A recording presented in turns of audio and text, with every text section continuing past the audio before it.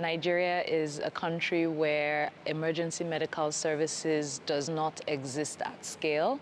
And so what happens is when people face medical emergencies, perhaps there's an accident or someone collapses, most people are simply left to figure out what to do. What this usually translates into is going in private cars or buses or trucks to get to the hospital.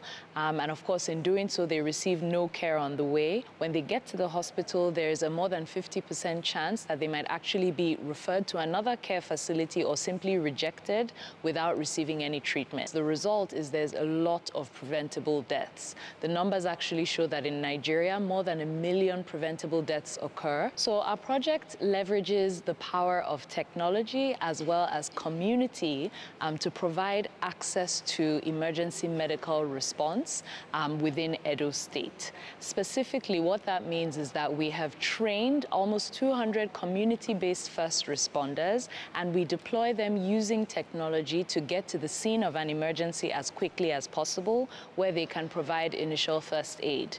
If the patient then needs more advanced care, our technology is also able to dispatch an ambulance to pick up that patient, take them to a hospital, and they receive the treatment. So the technology helps to ensure that all of the data around the emergencies are collected, all the stakeholders have the data that they need to provide the appropriate treatment, and ultimately our goal is to ensure that the government that we're partnered with to deliver this project has insights into the impact of emergency medical services on the health system overall. This project is a close collaboration between FID and the Edo State Government.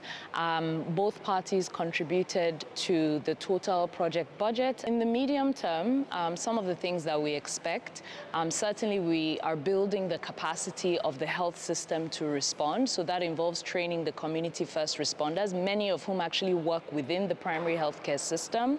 It also involves building the capacity of the healthcare workers in the emergency departments, and like I said, upgrading the ambulances that are within the system. We also are looking at adoption. We want to see the communities actually start to use this system.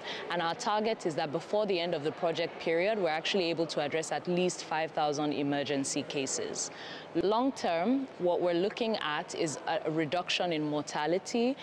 Specifically, we're interested in reduction in mortality from things like cardiovascular diseases, difficult labor situations, as well as road traffic accidents. We are looking at a situation where we're not only working with the Edo State Government, but actually at a federal level of Nigeria to be able to scale this innovation into multiple different states.